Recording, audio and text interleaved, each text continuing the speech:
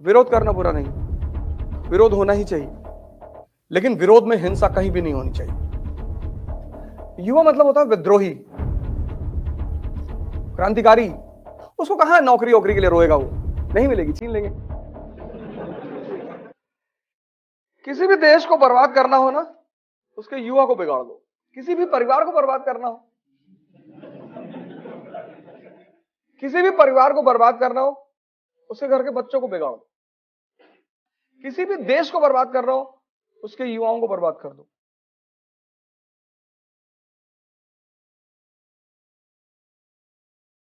युवा मतलब होता है विद्रोही, रिबेल, डाकू, क्रांतिकारी। उसको कहां नौकरी वोकरी के लिए रोएगा, वो नहीं मिलेगी, छीन लेंगे।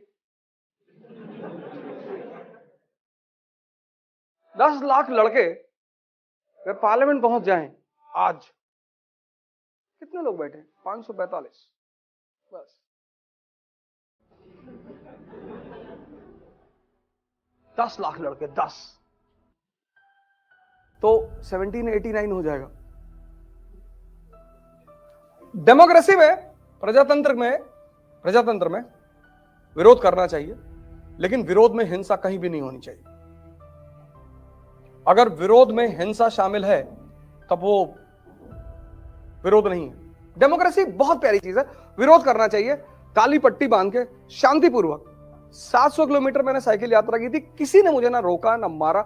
आगरा में एक छोटी सी घटना घटी थी, पर उसकी भी इंफॉर्मेशन हमें मिल गई थी।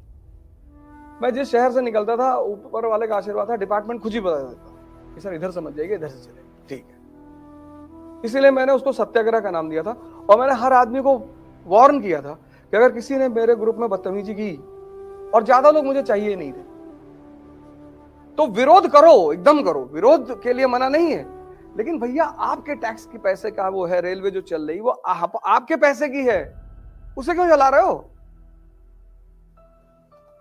तो हमेशा तुम उनके अंडर में ही रहोगे, वर्दी के सामने कुछ नहीं कर पाओगे, चाहे जितनी गोली चलाते हो।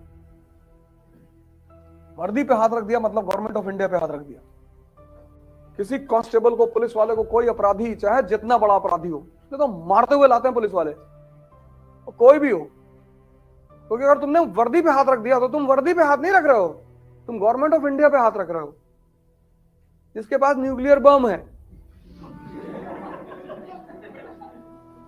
ऐसे न्यूक्लियर बम का क्या फायदा जब मोहल्ले का गुंडा मार दे उसके आदमी को? गवर्नमेंट ऑफ इंडिया के रिप्रेजेंटेटिव को तुमने एक हाथ मार दिया, सरकार का आदमी है, सरकार का। चौरा चौरी में क्या हुआ? थाना ही तो जला था। इतनी हिम्मत तुम्हारी, थाना जलाओगे? और 20 पुलिस वालों को सरकार एक्शन में आ गई। लेकिन गांधी जी ज्यादा स्मार्ट निकल गए, उन्होंने आंदोलन रोक दिया, बोले मुझे हिंसा में भरोसा नहीं है।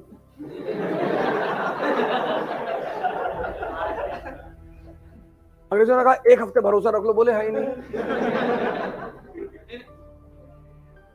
सरकार पे हमला था वो। गांधी जी को पता चल गया कि अब बहुत मार मारेगी सरकार।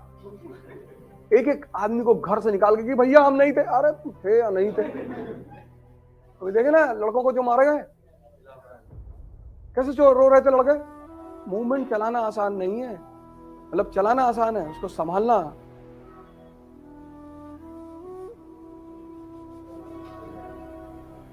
तो 1922 में कोई नहीं मारा गया हिंदुस्तान में, कोई मारा ही नहीं गया, सरकार किसी पे हाथ ही नहीं रख पाई। गांधी जी ने असहयोग बंद कर दिया, कहा मुझे हिंसा में भरोसा नहीं। सरकार तड़प के रहेगी कि अब क्या करें। गांधी को भी पकड़ के 6 साल के लिए बंद कर दिया। वहां जाके उन्होंने एक और कांड कर दिया, 6 साल की सजा हो गई 1922 में। कब छूटना था? 1928 में। लेकिन जब वो अंदर गए तो कांग्रेस में अंदर झगड़ा होने लगा, स्वराजिस्ट और गांधीआईट 2 गुट बन गए, गांधीवादी और स्वराजी दोनों लड़ने लगे। ऐसा लग रहा था कि गांधी कांग्रेस फिर 1907 वाली स्थिति में पहुंच जाएगी, स्प्लिट हो जाएगी। उनको लगा यार कांग्रेस टूटने वाली है। जेल के अंदर उन्होंने स्टेटमेंट देना शुरू किया कि जो भी सरकार के खिलाफ बोलेगा मैं उसको कांग्रेस में रहने नहीं दूंगा। और स्वराजी बोल रहे थे, मोतीलाल नेहरू और ये सारी गैंग, दास, सीआर दास। अंग्रेजों ने सुना कि गांधी जी ऐसा कह रहे हैं कि जो सरकार के खिलाफ बोलेगा मैं उसे कांग्रेस में नहीं रहने दूंगा। तो अंग्रेजों ने कहा था अंदर क्या कर रहे हो? तुम बाहर जाओ। तो 1924 में गांधी को छोड़ दिया हेल्थ के आधार पर कि बाबा की तबीयत खराब है। और जैसे ही छोड़ा उस आदमी ने अपने जीवन में एक सेशन में प्रेसिडेंसी की, बेलगांव 1924। और बेलगांव सेशन में उस आदमी ने कहा कि स्वराजी सच्चे राष्ट्रवादी हैं।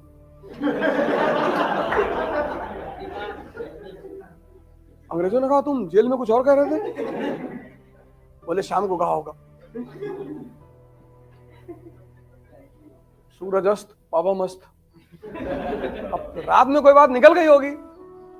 विरोध करना बुरा नहीं, विरोध होना ही चाहिए, लेकिन विरोध में हिंसा कहीं भी नहीं होनी चाहिए। अगर विरोध में हिंसा शामिल है तब वो विरोध नहीं है।